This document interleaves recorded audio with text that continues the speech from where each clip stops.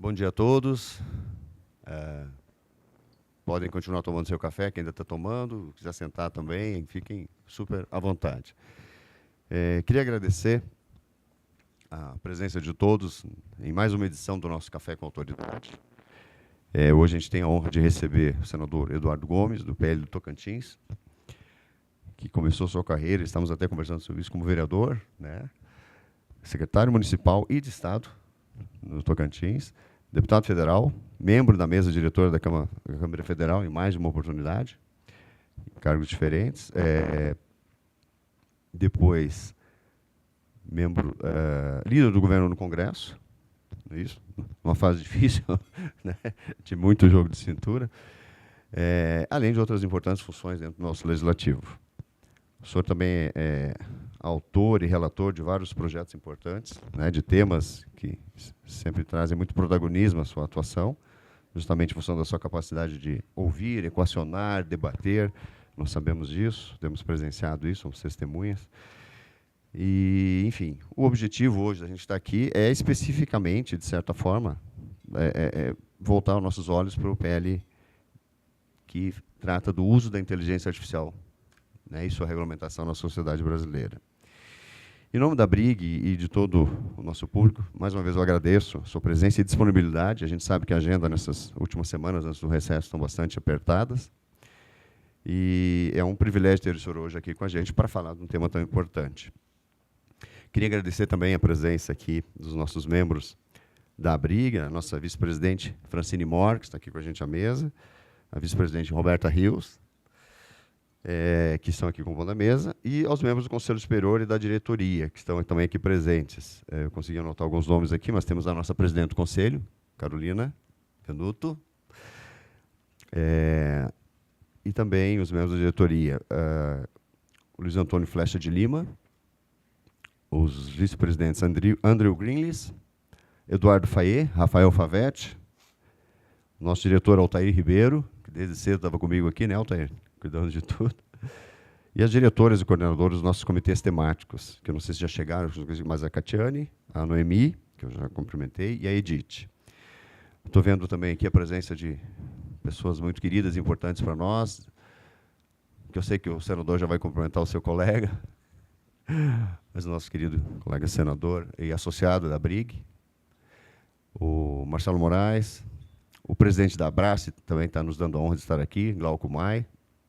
Além de, se eu esqueci algum nome, eu não consegui anotar a tempo, porque na correria, mas eu agradeço do fundo do coração a presença de vocês, o engrandecimento que vocês dão nesse momento. Tá?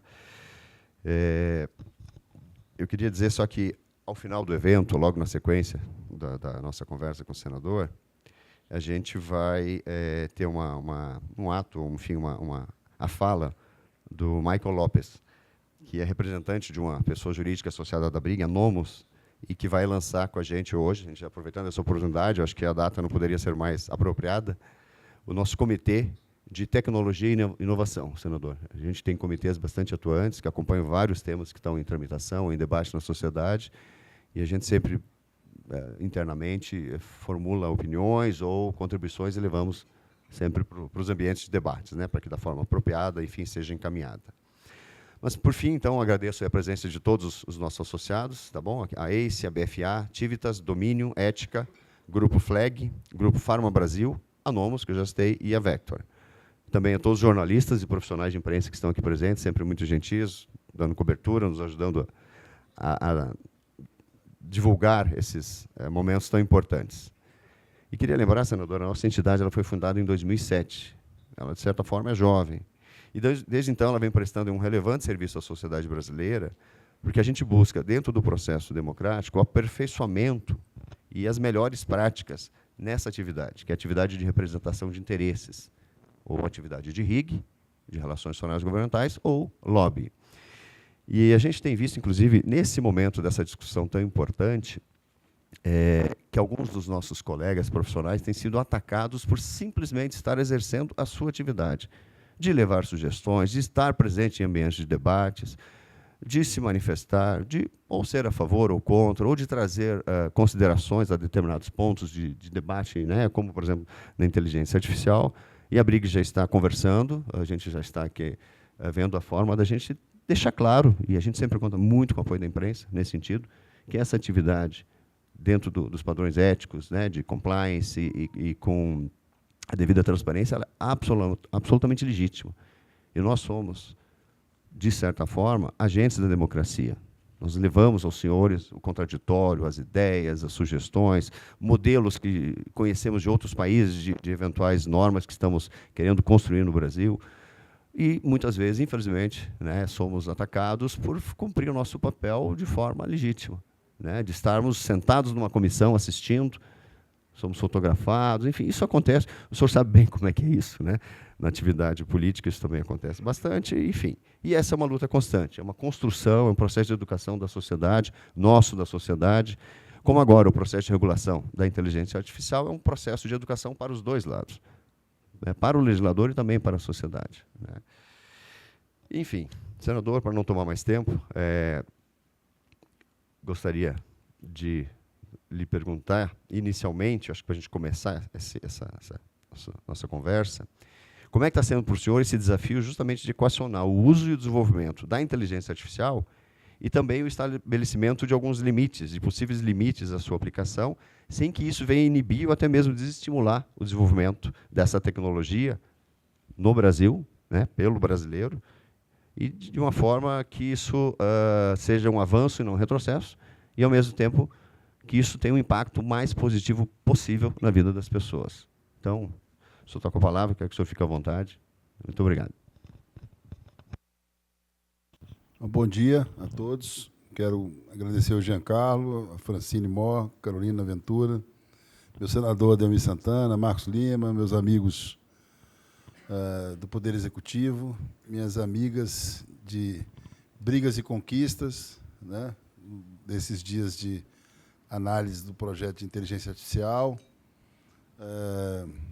a todos os outros que, boa parte, eu cumprimentei há mais ou menos umas 8 horas atrás.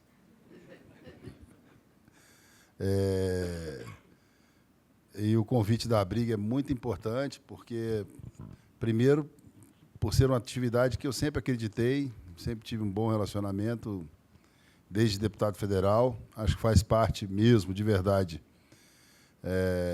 do desempenho do nosso mandato. Então, tenho uma clareza muito grande sobre isso.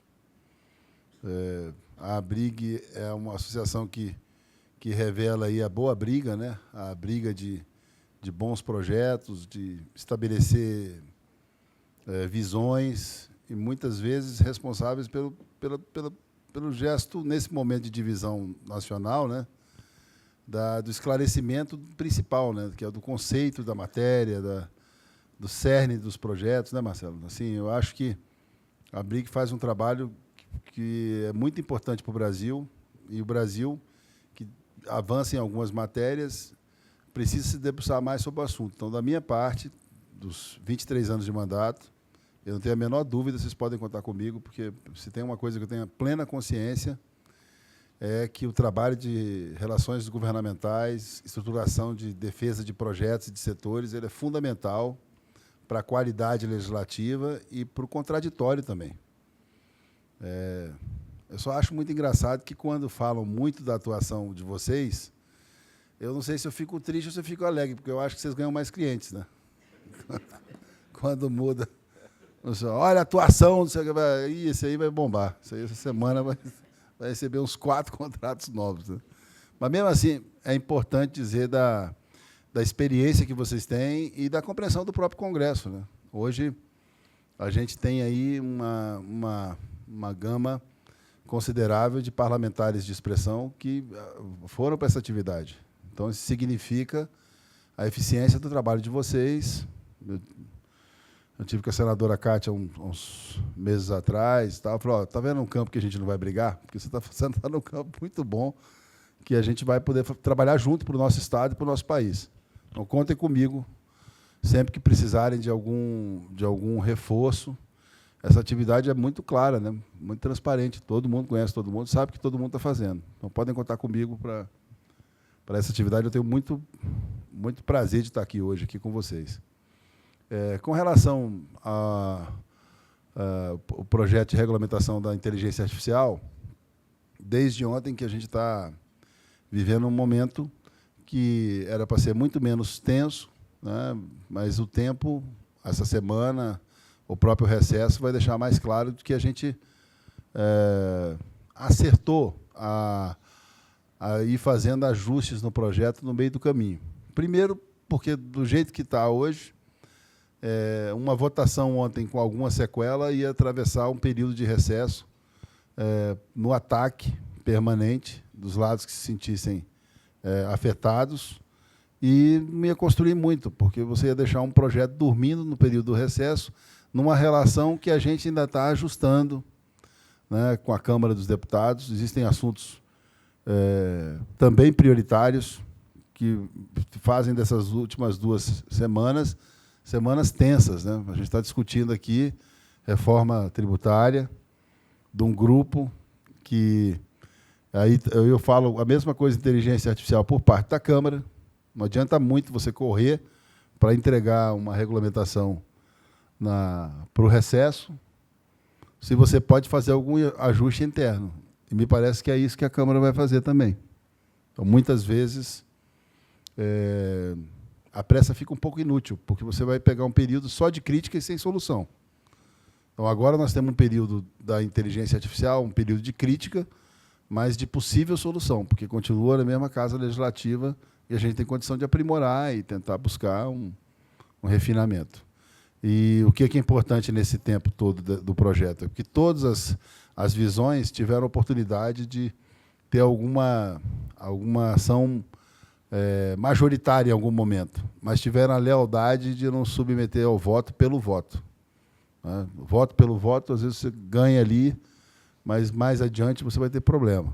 Então, com relação a isso, eu estou tranquilo, porque a gente mantém todos os canais abertos, embora a gente entenda, no meu entender, aquilo que está consolidado como acordo deve permanecer como acordo, e as áreas em que não há consenso, elas precisam ser aprimoradas, e a gente precisa esclarecer, principalmente com as instituições, o estabelecimento do exercício do acordo. Eu já disse isso algumas vezes. Quando você tem 10 pontos para discutir e você acerta a sua vida em 8, 9 pontos, o ponto restante não pode virar uma nota, senão você quebra o acordo. Você já fez aquilo num esforço de ceder, porque você tem vários campos atendidos. E uma coisa importante, Jean, que eu queria deixar claro aqui, e essa conta não foi feita ainda sequer pela imprensa, acho que não deu tempo ainda, né, de fazer uma conta do que passou nessa primeira fase da análise do projeto de inteligência artificial, que tinha tudo para dar muito errado, e deu muito certo. A gente conseguiu ajustar aquela filosofia de regulação setorial, e setores que a gente entendia que iam dar muito trabalho, que era quase impossível conseguir acordo, nós tivemos alguns acordos que eu tenho certeza que foram firmes, que vão permanecer. E tivemos áreas estratégicas que eram um ponto crítico muito forte e que conseguiram se ajustar. Eu acho que o medo era tão grande de conversar, que na hora que conversaram, se ajustaram, e o projeto vai, por exemplo, com a área de saúde mais ou menos ajustada, que é uma área muito crítica, muito complicada, mas houve uma compreensão grande, principalmente quando a própria CNI colaborou com a questão de dimensão de risco. Outras áreas foram beneficiadas. A área financeira, o Brasil não tem uma instituição de suporte para fazer a fiscalização com mais expertise que o Banco Central, então foi meio óbvio isso, mas ninguém queria falar. Então, a gente conseguiu fazer isso. E outros setores estratégicos no Brasil. Então, vamos separar aquilo que não teve consenso, aquilo que ainda é preciso refinar, ajustar e resolver. Outra coisa que eu quero agradecer ao próprio governo, à oposição, às entidades, principalmente os membros da Abrig que trabalham nesse assunto, é que a gente conseguiu evitar, de certa forma, até um determinado ponto, uma tentativa natural que as pessoas têm, principalmente nesse tema, inteligência artificial, não é exagero, mas setores queriam fazer desse tema a Assembleia Nacional Constituinte. e resolver tudo no projeto de lei, porque acha que na inteligência artificial é mais rápido. Isso não é possível, até porque isso ia acabar com o mercado de vocês, né? Se fizesse resolver isso tudo lá. Então, a gente conseguiu dizer, olha, a questão do trabalho é uma questão seríssima. Na minha concepção, é uma das mais importantes e mais sérias e mais dramáticas no uso de inteligência artificial, na substituição de mão de obra e na solução legal que vai ser dada para as relações de trabalho. A gente sabe que em países que já conseguiram começar a resolver esse problema, o trabalhador tem um número maior de empregos, trabalha menos e ganha mais. E o empresário tem mais liberdade para contratar. Então, assim, finalmente chegou um ponto em que, na minha opinião, falei isso com alguns ministros, com quem tem amizade, a justiça trabalhista no Brasil vai ter que ser proativa, vai ter que ser propositiva e funcionar mais ou menos como uma agência para fomentar e formular no Congresso Nacional o ajuste de legislação que responda a uma coisa muito direta, que é a mudança da relação de trabalho. Todos viram recentemente, em 1º de maio, há uma desmotivação geral do engajamento nos padrões atuais, porque o próprio trabalhador ele sente uma necessidade de adaptação e de fortalecimento da sua capacidade de renda e que sabe que isso não vai vir de manifestações no modelo antigo. Isso já não responde mais às necessidades que ele vai ter adiante. Então, nessa primeira intervenção, com relação à inteligência artificial, é um projeto complexo. Ele já tinha dificuldades no trato pela própria evolução, né? No meio da discussão desses 1 ano e pouco, apareceu uma forte influência para tentar resolver fake news nisso, eleição no projeto, e, recentemente, a mudança mais significativa, quando todo mundo parou para ver o que ia acontecer com a inteligência artificial generativa. Então, são sustos que a gente vai tomando, né? Mas, com esses sustos todos, a gente chegou numa condição que agora ficou só a parte de negociação definitiva, final, dessa primeira etapa no Senado, e, em seguida, ir à Câmara e voltar, né? A gente precisa melhorar, reconectar essa ação da Câmara, que vai passar também por 2 momentos muito difíceis, a Câmara e o Senado. Primeiro, que a gente tem um recesso, mas é um recesso em ano de eleição, com o calendário estendido das convenções até o dia 5 de agosto. Então, uma eleição muito curta, uma eleição de 60 dias, praticamente. No meu tempo e no tempo do senador Ademir, a gente ficava 6 meses em campanha. Quase que tirava férias da campanha, tão comprida que era. Então, a campanha está muito rápida. Mesmo assim, tira um tempo de qualidade do Congresso e, logo depois, nós temos outra campanha. Nós temos 2 campanhas. Nós temos a campanha eleitoral municipal e a campanha da presidência da Câmara e a campanha da presidência do Senado. Então, tem um quadro, o espaço, e pela primeira vez nos últimos 12 anos, nós teremos, inevitavelmente, um novo presidente do Senado e um novo presidente da Câmara dos Deputados. Não serão os mesmos, não será o presidente Arthur Lira, nem será o presidente Pacheco. Nesses últimos anos, a gente teve uma repetição, desde o presidente Rodrigo Maia até o próprio Arthur Lira e o Davi Alcolumbre e o Pacheco já há 4 anos.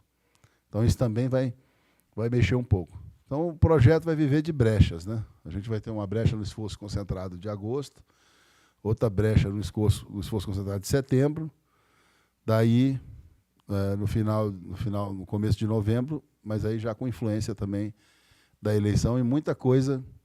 Os candidatos a presidente da Câmara e do Senado têm certeza que, na hora que forem discutir suas campanhas, boa parte da pauta vai dizer assim: não, deixa que isso eu faço ano que vem.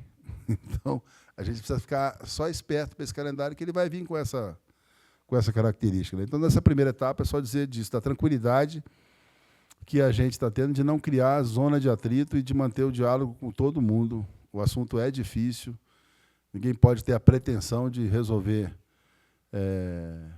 nesse tempo, né, que é um tempo longo, mas com alguns espaços. São 2 anos de discussão. mas nos Estados Unidos sequer começou a discutir esse assunto no Congresso Nacional. Está regido por um decreto do Executivo, que pode ser reeditado a qualquer momento. Então, a gente vai aguardar esses desdobramentos. Então, com esse espírito de colaboração, de abertura, de entender, recuar, avançar, discutir, é que a gente está tocando essa tarefa aí. É um prazer estar hoje aqui falando desse assunto e falando com vocês que a gente sabe que a repercussão é direta, porque se for juntar todo mundo que está aqui, entre os atuais e os ex-legisladores, nós estamos falando aqui com mais de 1.000 parlamentares. Aqui. Cada um aqui tem uma história de vida muito forte no Congresso Nacional. Então, para nós aqui é muito importante. Muito obrigado. A importância é gigantesca para nós também de ter o senhor aqui, inclusive reconhecendo a importância da nossa atividade, né, e como isso contribui em muitos momentos para a melhoria do debate, né, para que sejam levados subsídios, informações, enfim, experiências. Eu vou passar a palavra. Eu acho que vocês tinham que fazer uma festa de boas-vindas. Toda vez que muda a legislatura, eu sinto falta desse baile aí. Aproveitando a deixa, eu ia falar no final, mas aproveitando a deixa, o senhor está desde já convidado para o nosso evento, que será realizado no dia 26 de novembro, em Brasília. É uma celebração que a gente realiza anualmente, é uma premiação aos cases vencedores, há todo um processo o prêmio Marco Maciel, que o senhor já deve ter ouvido falar, que disso o senhor até já participou. Exatamente. E é um nome que representa muito para a nossa categoria, né? Foi um dos primeiros legisladores, de certa forma, apresentar uma proposta para regulamentar a atividade de defesa de interesses. E, na sequência, a gente já tem o projeto aprovado na Câmara, está agora no Senado, com seu colega Exalcir, a gente está conversando com ele deve movimentar o projeto agora no segundo semestre. E, enfim, dia 26 de novembro, em Brasília, o senhor já está convidado para mais uma edição do Prêmio Marco Maciel. Gostaríamos muito, vai ser uma honra ter o senhor lá com a gente. Mas, Francine, passando a palavra para você, por favor, para você também, eventualmente, tecer seus comentários ou alguma pergunta. Fica à vontade. Só registrar, pessoal, agradecimento à presença de todos vocês. Sempre esses grandes eventos, aí, como o de hoje, com a presença do senador, a quem agradeço mais uma vez. É importante também para que os associados que se interessam na pauta venham e a gente faz essa oportunidade, né, de olhar no olho e fazer essa conexão, que eu acho que é de fato, o grande motivador da realização desses eventos. Então, só agradecer, sejam bem-vindos os que vieram pela primeira vez e para os próximos também. Tá? Obrigada, senhora. Passar a palavra para a Roberta Rios, uma das nossas vice-presidentes, que, de certa forma, está mergulhada nesse tema, né, Roberta? Tanto que o senador já conhece bem, né? O senador já deve ter conversado com ela várias vezes. Enfim, Roberta, a palavra é sua. Obrigada, Jean. Obrigada, senador, pela sua presença. Bom dia a todos. Eu queria, na verdade, de fato, a gente está muito mergulhado nesse assunto há vários meses, né, senador? E, corroborando um pouco do que o senhor disse, eu queria, em primeiro lugar, agradecer todo esse processo, porque eu acho que o seu gabinete sempre foi muito aberto, os seus assessores, César, vou citar o César aqui, porque o César...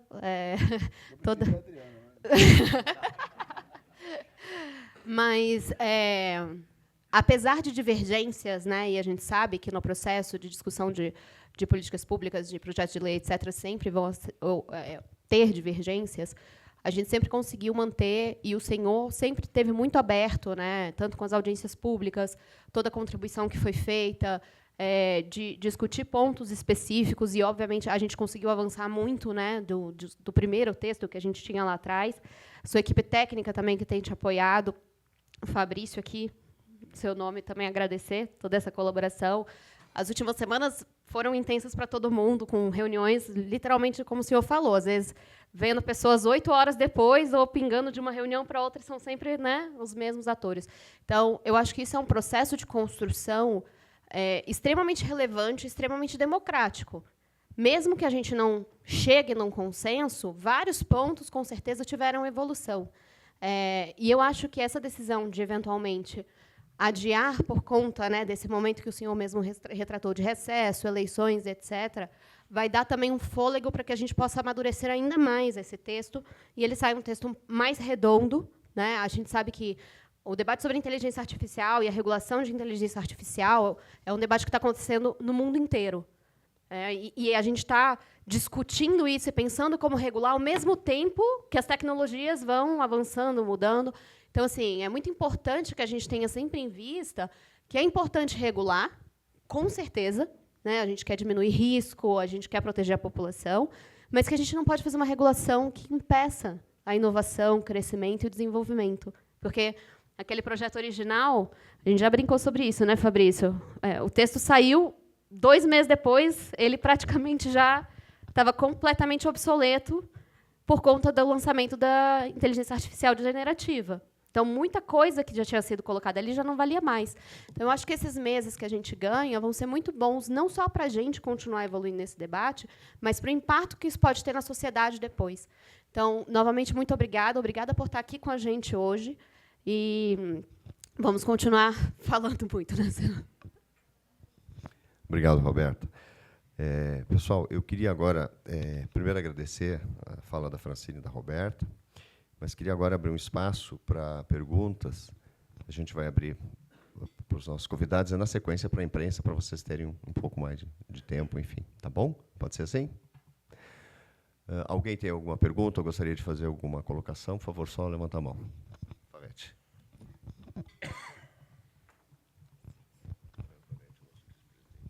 Senador, muito parabéns aí pelo trabalho árduo, apesar de não ter acabado ainda, tem um longo caminho, mas eu acho que é consenso aqui em todo mundo, mesmo aquelas pessoas que estão na área ou que não estão,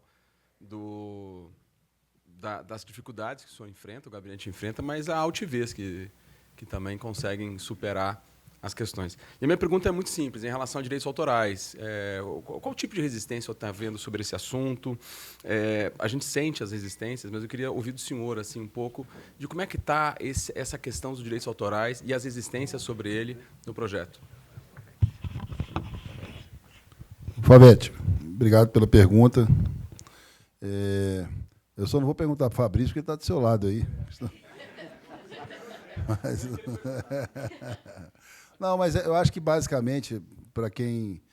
como eu já tenho um trabalho feito, e houve uma ajuda muito grande, tem muita gente aqui que fez uma participação efetiva no PL do VOD, né, que a gente debate permanentemente essa questão de direitos autorais.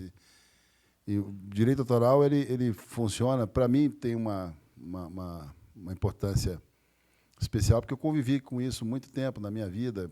Meu pai, e assim, a minha amizade com o setor artístico, que todo mundo conhece, né?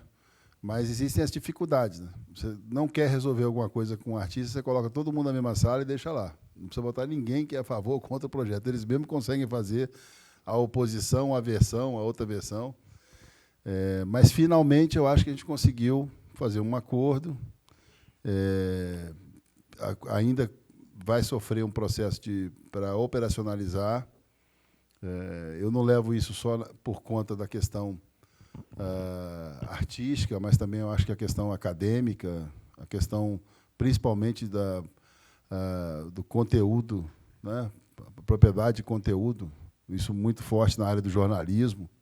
Eu até brinquei com um amigo meu jornalista, eu não estou entendendo, você está contra a defesa do que você formula, do que você faz, porque a IA generativa vai processar aquilo que você fez e pode até fazer uma outra coisa, mas o que você fez foi o que você fez. Então, eu acho que essas relações ainda vão passar por uma depuração muito grande. Mas, nesse caso específico, aquela briga que ocorria, em especial na radiodifusão, tudo com relação a direitos autorais, surpreendentemente, foi um dos assuntos superados. Houve um acordo, isso diminuiu muita tensão, e hoje as duas partes, nesse quesito, defendem a aprovação do projeto. Então, a gente conseguiu dar uma trabalhada nisso. Isso também tem muita questão de identificação do novo mercado, das oportunidades. A rede ela é um ambiente diferente, então eu sempre defendi que o direito autoral ele precisa ser defendido, provocado, mas identificado sem, aí sim a gente consegue identificar que o exagero pode tirar grandes oportunidades. Se você, por exemplo, tiver consulta prévia para uso de conteúdo, dificilmente você vai ter novos artistas com espaço nas redes acontecendo de uma hora para outra, pelo talento, pela oportunidade, pelo destino,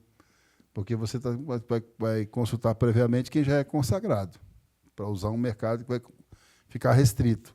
Então, realmente é uma situação difícil, mas que, nesse caso, na discussão desse PL, tem tido êxito, né? As conversas estão boas, inclusive também na questão de utilização de conteúdo para pesquisa ou para outro uso que tenha fim comercial. Então, me parece que a gente está caminhando fortemente para uma garantia de direitos sem inviabilizar o negócio em si, né? Só mais alguma pergunta?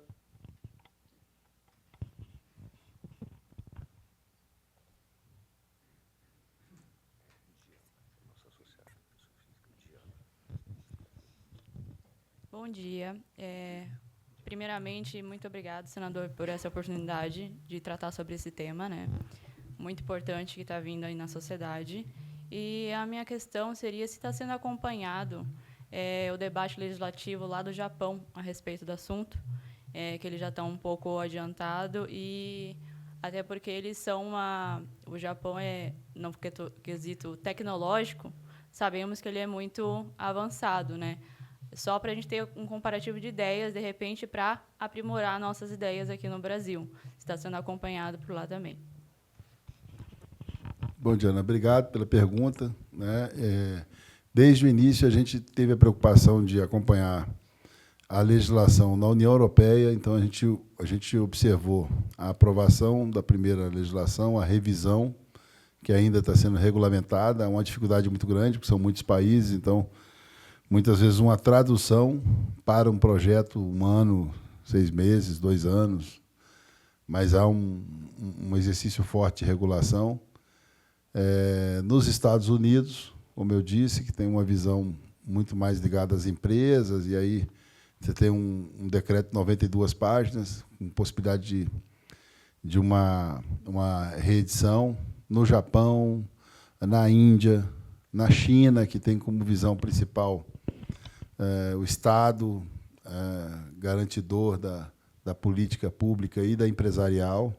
E são vários modelos, a gente tem tentado pescar alguma coisa deles. Agora, uma realidade muito forte, principalmente com relação a parque tecnológico, capacidade de processamento e de rapidez nas novas tecnologias. Então, isso existe um abismo muito grande, né? Os Estados Unidos com 160 supercomputadores e o Brasil com 9. Então, assim, tem muita coisa que a gente não consegue identificar ainda, mas está correndo, está pesquisando. Por exemplo, eu estou muito curioso sobre um estudo que foi feito que mostra que, diferente do que a gente imagina, a não regulação estimularia a presença de financiamento e de surgimento de novas startups e tudo. Isso não é verdade, né? No ambiente regulado, eles crescem muito mais, tem muito mais financiamento e uma segurança muito grande. Eu até acho que vai chegar um momento que a gente vai ter que fazer uma avaliação nesse período agora que a gente vai ter para pensar um pouco, porque está todo mundo querendo discutir os efeitos da regulação da inteligência artificial para adiante, e mantendo como base de discussão a possibilidade de desestímulo ou de falta de financiamento, alguma coisa, dependendo da legislação que a gente for aprovar. Mas eu queria provocar um outro pensamento. Não regulamentar deu certo? Qual é a nossa brincadeira aí no ranking, né? Uma das palestras que eu assisti, eu fiquei completamente assustado, porque o expositor falava de um investimento na rede e inteligência artificial de 13 trilhões. E, quando foi falar sobre os movimentos mais simples, falou de 300 bilhões de dólares, 200 bilhões de dólares, e em alguns rankings de inteligência artificial, que, curiosamente, alguns expositores fizeram nas audiências que nós tivemos, o Brasil sequer constava no ranking. Então, não regular não tem feito bem para a gente, não tem sido bom para a gente. A minha consciência me diz que a gente tem que acertar na legislação, tem que fazer a melhor possível, E não ter regulação é uma regulação imposta, por quem está ganhando dinheiro com a regulação, com quem está com o ambiente garantido. Nosso ambiente não é um ambiente que pode dizer, nós estamos ganhando, a gente vai perder isso ou aquilo porque não regulou. A gente já está perdendo. Mais alguma pergunta, pessoal? Senão eu vou passar para nossos colegas da imprensa. Por favor, fique à vontade, tá? Laura?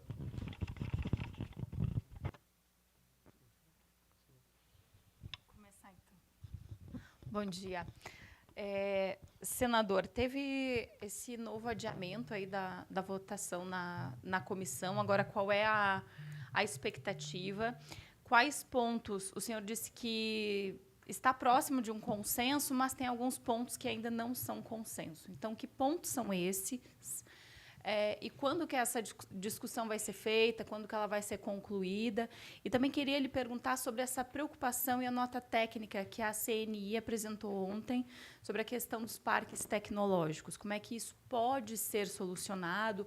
Ou como é que o senhor está recebendo essas sugestões de solução para isso? Até porque o senhor está falando justamente na perda de investimentos que o Brasil já está tendo nesse momento. Eu sei que são várias perguntas, mas eu queria só começar aqui para dar esse start aqui, que eu acho que muita gente tem dúvida. Obrigada.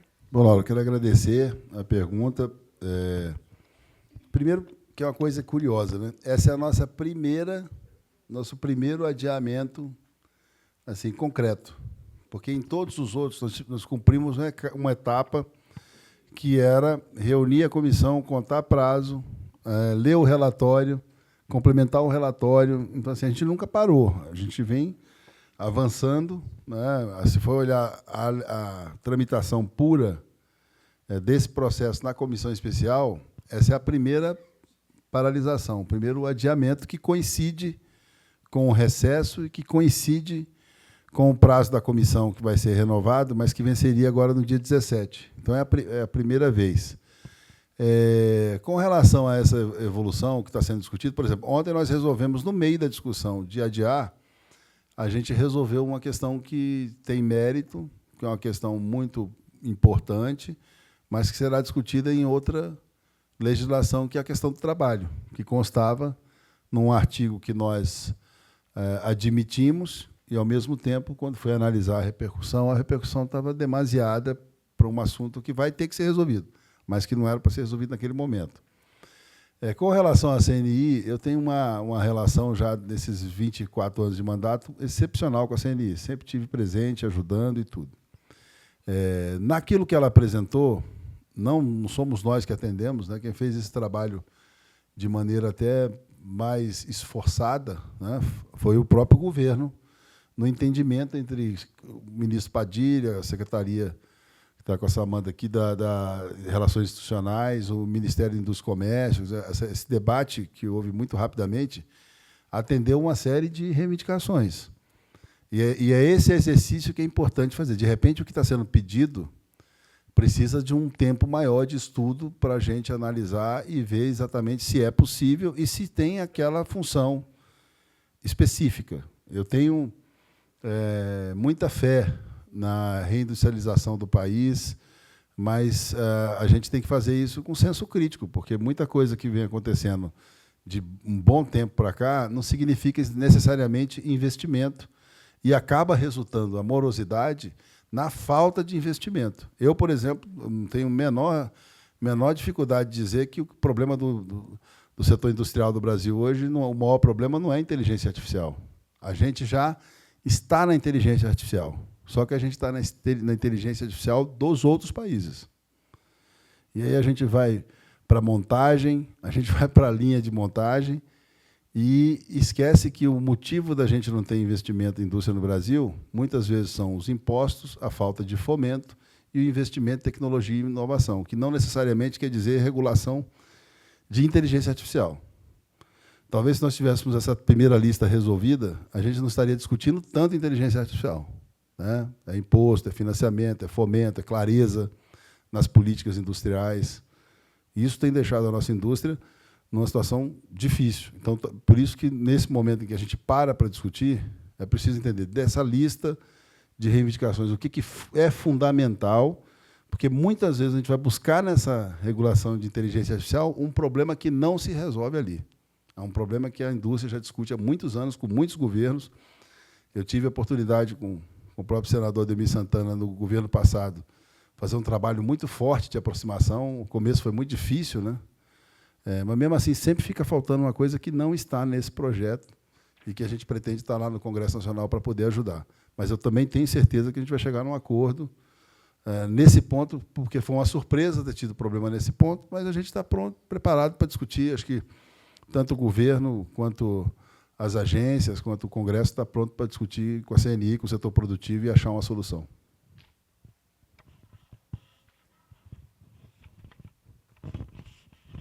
Pessoal, mas sim, por favor.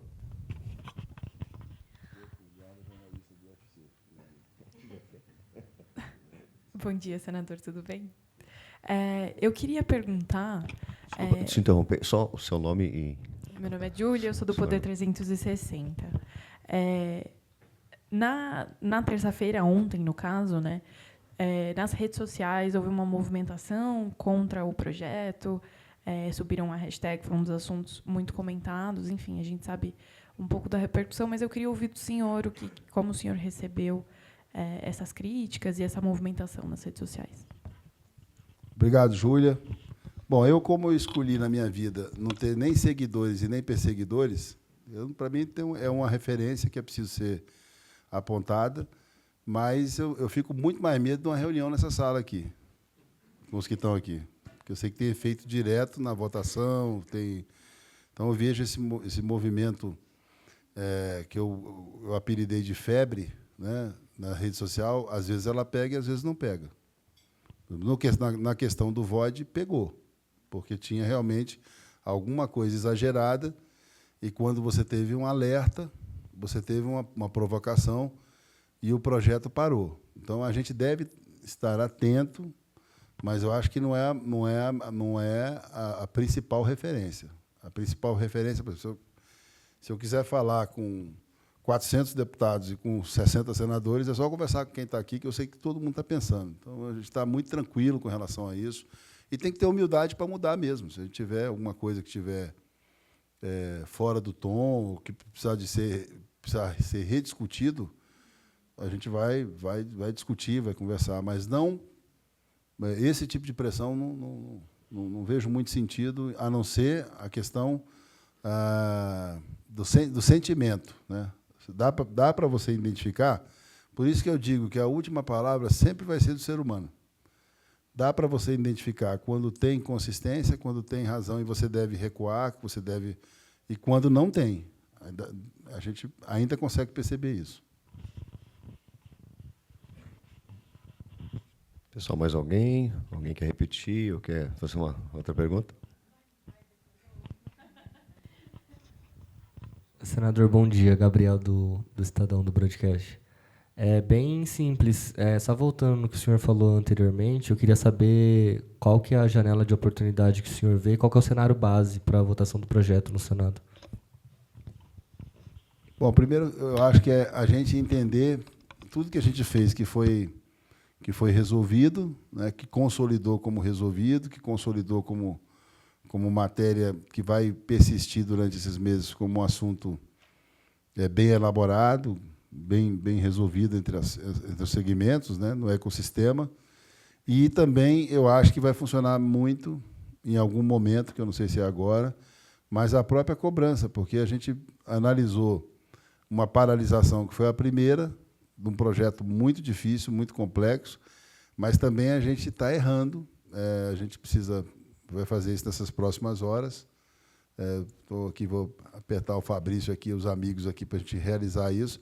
A gente está esquecendo de consolidar os apoios que nós tivemos, né, de instituições importantes do país, segmentos importantes, principalmente, que me preocupa muito, da sociedade civil, né, dos movimentos de rede, da própria OAB também, de algumas federações, de grupos importantes, inclusive internacionais, que leram o relatório prévio como um relatório consistente. Então, a gente também precisa fazer esse trabalho. Mas eu acho que a janela, te respondendo melhor, Eu acho que a gente vai ter uma semana de esforço concentrado em agosto, que pode ser uma oportunidade, outra em setembro, mas vai depender também de uma cobrança que eu acho que a própria sociedade, em algum momento, vai fazer.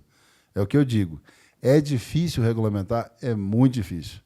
Agora vai começar a ficar difícil a gente não ter regulamentação, porque isso não muda absolutamente nada.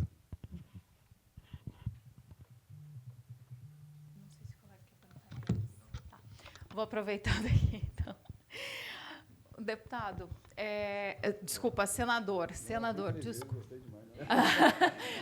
Perdão. Sobre a remuneração dos conteúdos e direitos autorais, o senhor comentou ali na sua explanação que regular demais é um problema, né? Acaba deixando o processo mais moroso. Como é que vai ser feito?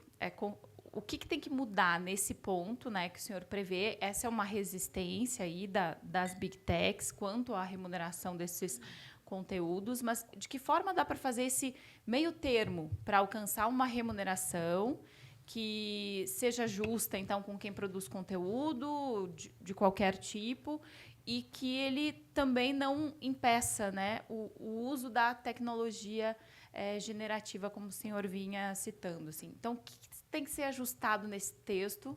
Até porque o senhor está dizendo que tem muitas barreiras em ir até conseguir votar a matéria. Obrigada. Bom, eu acho, é uma opinião de leigo, né, mas eu acho assim, como o crescimento das plataformas, das redes sociais, são produtos novos, num ambiente novo, né, eles também constroem a sua política de custos, a sua política de inovação, de capacidade de volume de conteúdo oferecido, e eu sei também que não é fácil para eles mensurarem o que pode ser, o que gera receita, o que não gera receita, o que está na internet livre. Por outro lado, eu vejo que os artistas, os escritores, os acadêmicos, os jornalistas, os produtores de conteúdo devem ter uma luta permanente na valorização do seu trabalho, porque lá em Madrid, a gente estava tendo uma discussão e tinha um amigo meu conversando com um empresário. O empresário perguntou para ele, não sabia quem ele era, falou assim, qual que é o seu modelo de negócio? Ele falou uns refrões e uns estribilhos, porque o cara é músico, é compositor. Mas é o modelo de negócio dele. O modelo de negócio do jornalista é o texto dele. Então, a gente tem que ter bom senso, porque quem dá a oportunidade de volume é a plataforma. Eu nunca consegui entender, e por isso que eu brinco muito com o pessoal que representa as Big Techs, eu nunca consegui entender a briga interna que existe contra a plataforma e contra o veículo. Eu fui uma vez numa palestra, uma palestra muito maluca, que o cara mostrava um carro, aí dizia, olha, que aqui a gente é o motor, e aí o produtor de conteúdo é o pneu, e aí começaram essa conversa, o volante, o motor. Eu falei, mas eu não estou entendendo, porque eu sou leigo, eu acho que vocês estão brigando com a estrada. Vocês vão voar, o que vocês vão fazer? Então, eu acho que esse ambiente, em algum momento, vai ter que ter uma interação, né? E eu acho que a busca de regularização e de arcabouço legal é nesse sentido, e tem hora que eu acho que não concorrem entre si. Né? Não é impossível, primeiro pelo tamanho, né? A gente no convencimento, eu tenho conversado muito com as pessoas que representam as grandes companhias e tudo, são grandes companhias, mas o mundo hoje está absolutamente avizinhado, está interativo. Então, eu considero o Brasil simplesmente uma casa com 230 milhões de moradores nessa casa, com 7 bilhões e 400 vizinhos bisbilhoteiros. Mas é uma rua só. Hoje o mundo é uma rua só. Então, acho que a gente vai ter que entrar no entendimento. Eu tenho certeza que aferir isso vai ser um desafio, mas a gente vai conseguir chegar a um bom termo. Também nunca vi, tenho que ser sincero com relação a isso, eu nunca vi por parte das Big Techs qualquer fala que fosse diferente de achar um modelo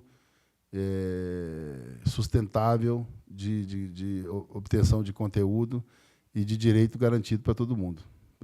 Em lugar nenhum do mundo que eu fui, eu vi isso.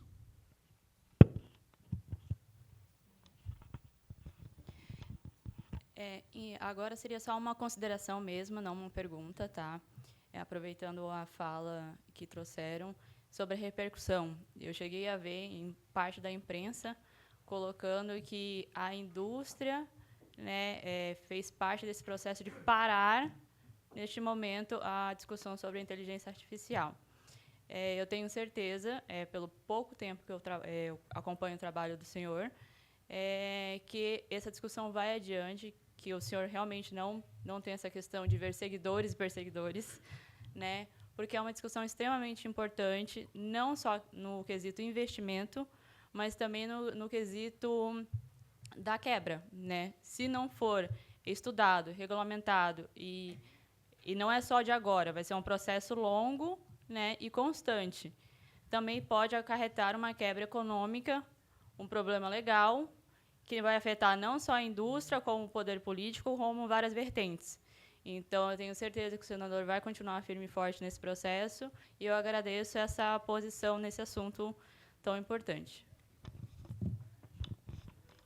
Obrigado, Júlia. E eu queria dizer que o que eu estou falando sobre a indústria é elogiando e falando do meu bom relacionamento e dizendo assim, parar também é caminhar o projeto. Porque na hora que você para você ter o recesso, ou ter alguma outra providência ou algum acerto, ele parou a tramitação naquele momento e vai avançar naquilo que a gente conversar fora da tramitação. Então, assim, tem uma discussão recente com o Supremo Tribunal Federal sobre essa questão da judicialização da política e da politização do judiciário. É importante entender que, no Congresso Nacional, quando você não votar, é um encaminhamento legislativo. Não votar faz parte do processo legislativo. Primeiro, que você pode fazer isso definitivamente, então você matou o projeto, mudou. E segundo, você pode estar parando para ajustar. Então, é um gesto político. Isso que muitas vezes cria essa briga com o judiciário de tomar decisões no vácuo legislativo, que no vácuo legislativo não é do parlamentar. O parlamentar está ali representando a população, então é da população. Senador Eduardo Gomes, Eduardo Fayet, da BRIG, seu xará. O senhor fez um comentário muito importante quanto à questão de que o problema é que nós estamos usando a inteligência artificial dos outros, né? Isso tem sido recorrentemente uma postura do Brasil perante as grandes fronteiras do desenvolvimento humano, a quarta revolução industrial. Nós perdemos esse bonde e, infelizmente, estamos usando a tecnologia de outros na maioria dos seus aspectos, né?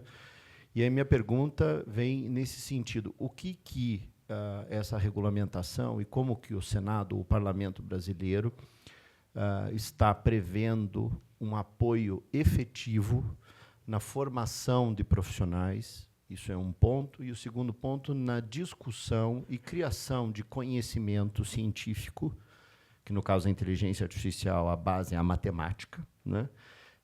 Por exemplo, no Brasil, para que, de fato, a gente tenha uma canalização de investimentos como os países europeus, os Estados Unidos, o próprio Japão, têm feito para liderar essa corrida mundial. Quer dizer, isso está previsto de alguma forma e há alguma articulação com o governo para que ele possa, de fato, investir recursos nessa formação, para não perdermos o bonde de novo? Bom, Eduardo, obrigado pela pergunta. De certa forma, isso a gente foi um dos pontos em que houve uma grande sintonia do governo, da Secretaria de Relações Institucionais, do Ministério, dessa própria discussão com o MDIC, com a própria CNI. Então, assim, existe um desejo muito grande de estabelecer a política de fomento em inteligência artificial. Esse campo da inteligência artificial não tem mais nada de romantismo daqueles filmes de sessão da tarde, que tem duas pessoas na garagem, aí criam uma bomba, um negócio, tal, as grandes companhias. Não, o investimento hoje é investimento de bilhões de dólares, trilhão, ocorrido sempre vinculado às áreas de segurança, de fomento dos países estratégicos do primeiro mundo. Então, agora o brasileiro precisa ousar, né? Eu até vou ter que fazer esse levantamento com mais cuidado, mas ontem eu estava lembrando que das 10 maiores histórias de cases na área de inteligência artificial e de rede social e de plataforma no mundo, sempre tinha um brasileiro ali, coreano ali. Você pode olhar que tinha sempre um brasileiro. E o brasileiro tem essa capacidade, né? A gente não consegue... todo dia a gente comenta as nossas mazelas, as nossas dificuldades, e esquece um pouco de dizer o que a gente fez, por exemplo, com o Pix, que foi uma revolução mundial no ponto de vista de bancarização de pessoas com baixa renda, e um case de sucesso. Eu me lembro muito bem que houve um movimento no começo, né, um movimento muito forte, da saidinha do Pix. Então, houve assim, uma orquestração pesada para inviabilizar, como se só fosse assaltado no Brasil que tivesse que tirar o Pix. Felizmente, acho que houve uma compreensão geral, os bancos começaram a usar. Hoje, se eu não me engano, hoje tem a votação da moeda digital do Banco Central, né, que é uma outra revolução. Então, o Brasil precisa acreditar e o fomento é fundamental, mas a gente não pode brincar, isso não vai acontecer do nada. O Pix foi um investimento do Banco Central, um investimento pesado. Os nossos avanços na tecnologia devem receber esse tratamento. O Brasil vai ser vitrine nos próximos 48 meses aí, com COP, com o G20. Então, é uma boa oportunidade para a gente definir o nosso destino. Começa agora uma discussão muito forte, que é uma área em que o Brasil pode avançar bastante e liderar de maneira muito forte isso, que são os minerais críticos que o Brasil tem e que vai ser...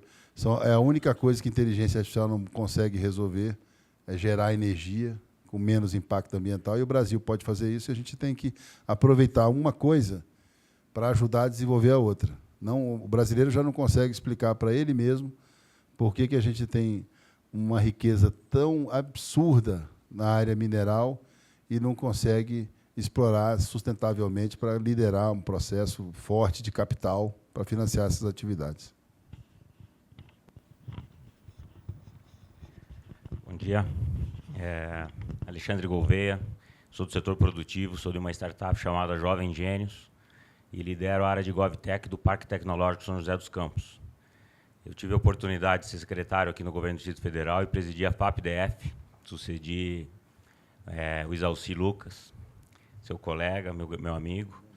E entendendo esse universo da inovação, entendendo esse universo, quero dizer que há 6 anos nós desenvolvemos um código de algoritmo de inteligência artificial baseado em LLMS. Esse é um código brasileiro, aproveitando a deixa que o Eduardo lhe perguntou e o senhor estava falando. E há 3 semanas nós fomos para a Inovex, em Taiwan. E Taiwan hoje é um berço da inteligência artificial, principalmente em relação aos chips. E fomos a convite da Secretaria de Relações Internacionais, a única empresa brasileira a apresentar inteligência artificial lá. Mas o meu comentário aqui em relação ao trabalho, e acredito que não poderia estar em melhores mãos aí a relatoria, em 86, promulgada pelo presidente Fernando Collor, à época, nós tivemos a regulamentação da Lei de Reserva de Mercado da Informática, com o intuito, à época, de preservar o mercado brasileiro, de potencializar o mercado brasileiro. Só que o resultado foi um revés, aí ficamos com um hiato de uns 10 anos em desenvolvimento por conta de fecharmos as portas a esse processo. Então, meu comentário, primeiro, entendendo o ecossistema da inovação, de fomento, de toda essa linha que, inclusive, nós, como startup, estamos indo atrás, agora nós estamos indo para uma série A. Essa relação internacional ela é muito bem vista, ela é necessária e fundamental. Nós, em vários aspectos aqui, bem como essa iniciativa de termos uma regulamentação que, aproveitando a sua fala, também ratifico, dizendo que eu acho que é fundamental, porque senão nós ficamos todos vagão e ninguém locomotiva.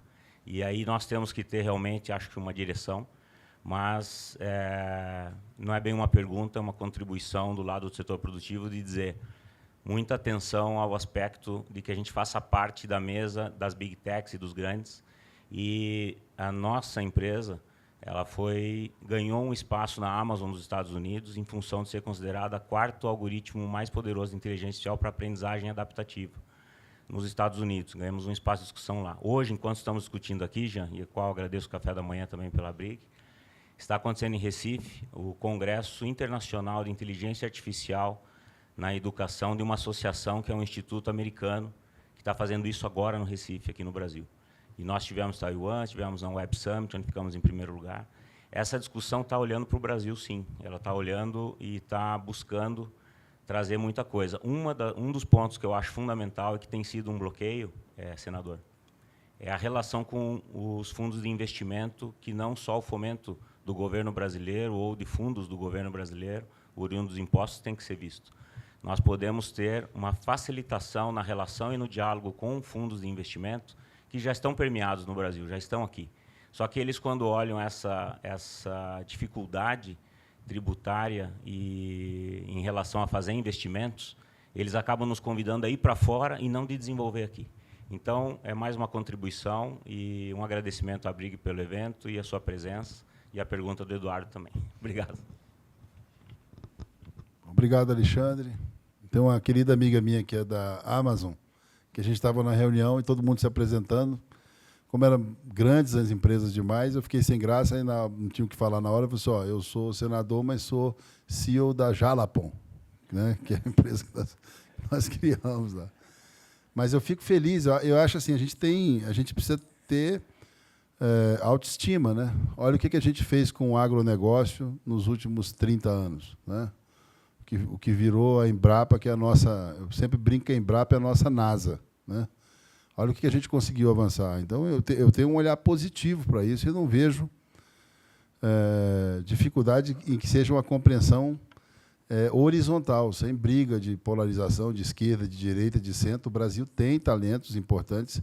Existe essa dificuldade que a gente está... no Executive Order me chamou a atenção como existe uma política, evidentemente, de proteção, e eles só abrem um pouquinho quando eles oferecem facilidade de visto para quem quiser desenvolver IA nos Estados Unidos. É interessante como eles conseguem importar os nossos talentos. Então, a gente precisa... Eu acho que o grande salto seria criar esse sistema objetivo de financiamento, abertura total dos capitais, porque essa passagem de capital para a tecnologia no Brasil já está acontecendo, só que ela acontece com um pedágio, né? Ele quer desenvolver um produto com você, mas quer te levar para desenvolver isso lá, porque a burocracia facilita com que ele faça isso. E a gente tem que fazer o contrário, vamos tentar resolver como a gente resolveu lá atrás com o Proálcool, né? Como a gente resolveu com o agronegócio, com o PIX recentemente. A gente só não está muito bem no futebol, mas a gente tem muita coisa para... Até falei com o Cláudio Berto hoje cedo, numa entrevista lá, que eu falei, olha, nesse processo tem muita gente que chuta, mas pensa no momento ruim para a gente estar chutando no Brasil, né? A gente tem dado muita sorte nisso. Pessoal, até em função do tempo do senador, com outras agendas, se ninguém tiver mais alguma outra pergunta, eu vou... Por favor, levante a mão, senão eu vou... Claro, por favor.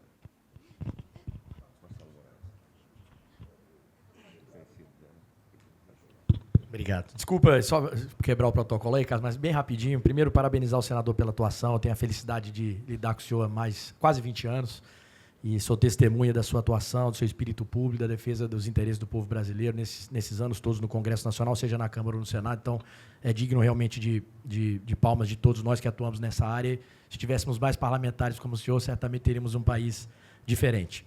Estava conversando com o senador Adelmir aqui sobre... Não é a minha área específica, meus gurus são o Castro e o Mauro Falsetti. Sempre quando eu tenho alguma dúvida, eu pergunto para eles. Mas nesse momento tem milhares de pessoas, centenas de milhares de pessoas no mundo tentando deixar o projeto velho, né? Trabalhando, pensando como avançar. Então, qual que é o gatilho, se há algum gatilho no projeto para isso? Porque regulamentar tem esse risco no Brasil da morosidade do processo legislativo. Então, uma regulamentação pode acabar travando o processo. Então, se o projeto traz algum gatilho, como eu disse, não é minha área, então, se já discutiram amplamente isso, peço desculpas. Pegando a caroninha na energia, que é uma área que o senhor atua bastante também, sempre atuou. Tem um PL de eólica offshore no Senado, que recebeu algumas emendas da Câmara. Se o senhor tem alguma notícia desse PL, é para aproveitar o encontro aqui e fazer uma caroninha em interesse próprio. E o senhor falou da festa da Brig, o Cássio falou do prêmio Marco Maciel. Ele quer festa, Cássio, não quer o prêmio, ele quer festa. Então, o after do prêmio Marco Maciel vai ser a festa de 20 anos da Domínio. Eu vou marcar no mesmo dia para o senhor poder festar bastante lá. Obrigado, Marcelo. Sobre offshore, a gente falava sobre isso ainda ontem, acho que há uma expectativa muito grande, né? E a gente vive no setor elétrico um debate muito forte sobre equilíbrio, razão e a concorrência interna entre os segmentos muito forte com relação a benefícios e uma série de outras ajustes que são necessários. Eu falava agora há pouco com o ministro de Minas e Energia também sobre isso, sobre a área de mineração, mas também sobre isso. Eu tenho a impressão que vai ser feito um esforço, mas eu não sei. O presidente Rodrigo Pacheco vai fazer agora uma reunião de líderes para definir se na semana que vem a sessão será semipresencial ou se terá alguma votação de autoridade, alguma coisa que faça com que os parlamentares venham. Mas boa parte dos parlamentares está comprometido com o calendário eleitoral e com o início, agora, na próxima semana, do período de convenções municipais. É um período muito difícil, mas eu acredito que no esforço concentrado de agosto, com certeza. E com relação ao gatilho, que eu acho que a legislação de inteligência artificial e algumas outras legislações no Brasil precisam de uma coisa muito mais séria, que é constitucional, que é matéria, numa futura, não sei daqui a quantos anos, uma revisão constitucional que possa criar um novo tipo de lei. A gente já teve em outros regimes, em outras formas, de mudança de decreto-lei, de lei delegada, de uma série de outros dispositivos de lei que permitiam, naquele momento, naquela época, uma agilidade. Atualmente, eu não sei. Acho que os constitucionalistas mais especializados, o próprio Poder Executivo, Judiciário e Legislativo, precisam se reunir para achar uma forma, porque, nesse caso, a gente sempre tem um delay quando está falando sobre legislação, porque tem sempre alguma coisa acontecendo nesse momento que pode, de uma hora para outra, mudar. Não acredito que ocorra tantas vezes, né? Eu sei que tem muita coisa sendo discutida. O meu choque, minha referência de choque tecnológico ficou congelado no fax. Até hoje, nada me impressionou mais do que o fax. Eu vejo tudo que está acontecendo. Já não me emociono mais. A minha maior emoção na vida tecnológica foi o fax.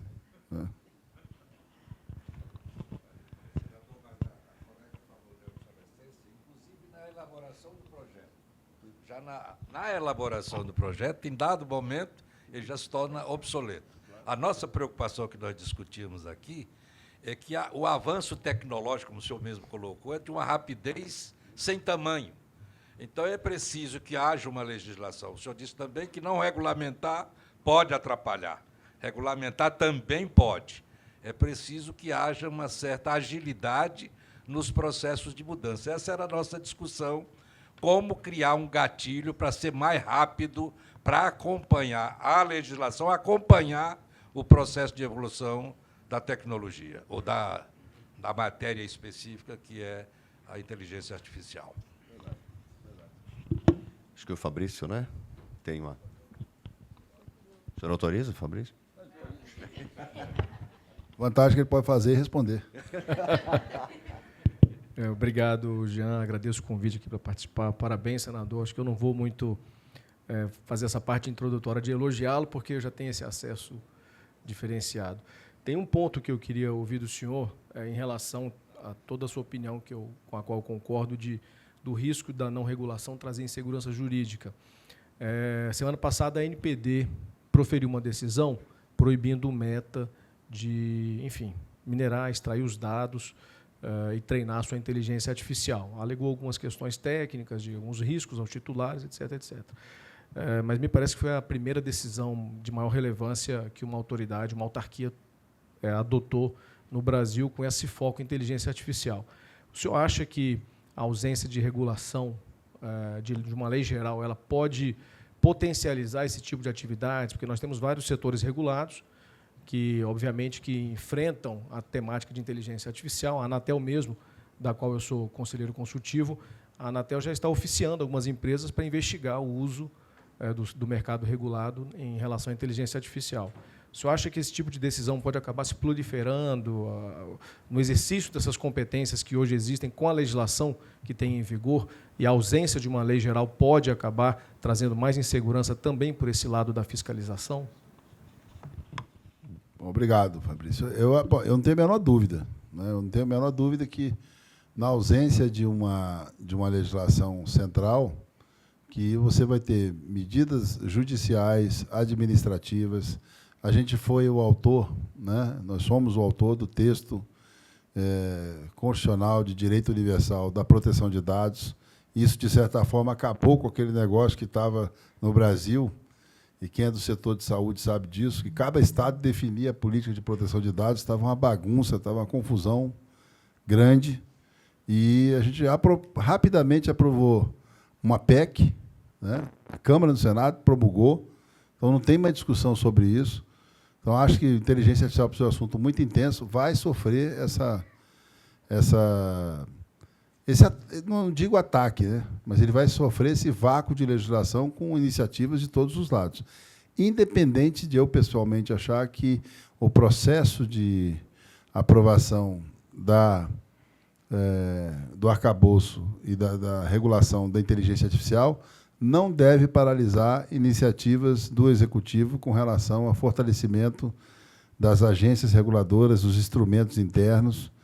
Isso vem, quem é que não lembra da reunião do ministro Flávio Dino, né, com as Big Techs, tudo sobre modelo de uso, né, termo de uso e aquelas coisas todas. Então, assim, o que a legislação é boa? Boa para as Big Techs, boa para os usuários, boa para todo o ecossistema, os desenvolvedores. A gente precisa dessa tranquilidade, porque senão você vai começar a ter uma série de... por isso que é ruim quando você não ajusta essa relação Câmara e Senado. Ela precisa ser ajustada. Porque senão você pega, por conta... O que está acontecendo com o VOD, por exemplo. A gente conseguiu um ambiente mínimo. E parar o processo não está ajudando ninguém, né? Nem quem vai investir e nem quem pretendia ter o seu trabalho reconhecido, reestruturado na remuneração, no mercado, que é muito forte, né? Que é muito forte, e fruto de uma discussão muito grande. Então, a gente precisa avançar na legislação, mas isso não impede que, na ausência, você vai ter gente tendo que atuar, porque a realidade ela se sobrepõe à nossa capacidade de votar. Bom, pessoal, eu vou precisar encerrar essa fase de perguntas. A gente vai para a parte de agradecimentos aqui, porque o senador está com a agenda, como eu falei, apertada. A assessoria já me fez sinal umas 2 vezes, e a CCJ não pode esperar. Mas, senador, se eu quiser suas considerações finais, e, mais uma vez, em nome de todo o nosso público e nossos associados, muitíssimo obrigado. Bom, quero agradecer. Para mim é uma honra, é diferenciado estar aqui, porque eu sempre tive boa relação com todos vocês. Acho o trabalho que vocês desenvolvem incrível, né? Quero guardar minha vaga de estagiário aí, se eu precisar depois deixar meu currículo, né? Mas realmente é um trabalho fundamental. É um trabalho que, nesses anos todos, tem evoluído bastante. E eu realmente acredito... tenho uma grande parceria com o senador Exalci, gosto muito dele, acho ele um grande parlamentar. Então, nesses próximos dias, na volta do recesso, vou conversar com ele sobre a necessidade, se ele tiver de uma ajuda na tramitação do projeto no Senado, podem contar comigo. Acho fundamental o trabalho que vocês realizam. Muito obrigado. E irei aí no Prêmio Marco Maciel, com uma pessoa que admiro sua carreira. Tive a oportunidade de conhecê-lo pessoalmente. E, enquanto vivo, sempre me ligava nos meus aniversários e tal. Um cara espetacular, um brasileiro raro, né? Muito merecida a homenagem, e uma pessoa que realmente defendeu de maneira muito clara a atividade de relações governamentais no Brasil, e tem minha admiração e meu apoio. Podem contar comigo. Desculpa. E eu esqueci da minha profissão, né? Porque eu vivo de voto e está tendo Congresso em Foco. Então, se alguém puder votar, eu fui lá indicado, eu queria muito contar com aqueles que não querem que aprove o projeto. Se eu ganhar, eu vou demorar mais um pouquinho, né? E os que querem que eu aprove, votem. Vamos ver quem vai ganhar, né?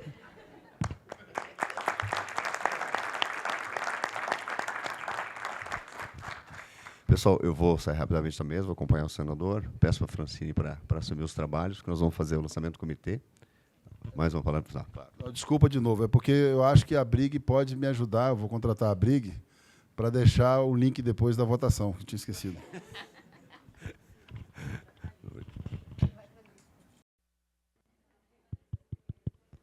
Oi. Pronto. Pessoal, então, aproveitando aí esse intervalinho, nesse deslocamento aqui do senador, a gente dá sequência? Esperar um pouquinho.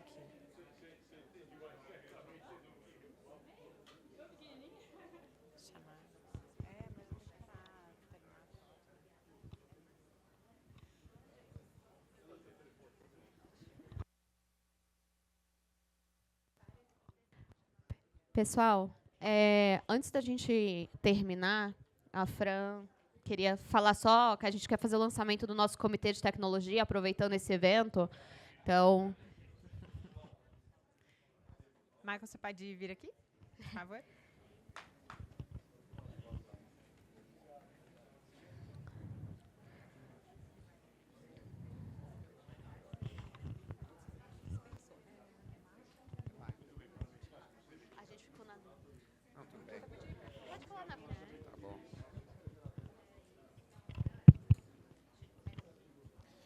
Bom, pessoal, falar rapidamente aqui, é só me apresentar, para quem não me conhece, sou o Michael Lopes, cofundador da Nomos e sócio da Arco.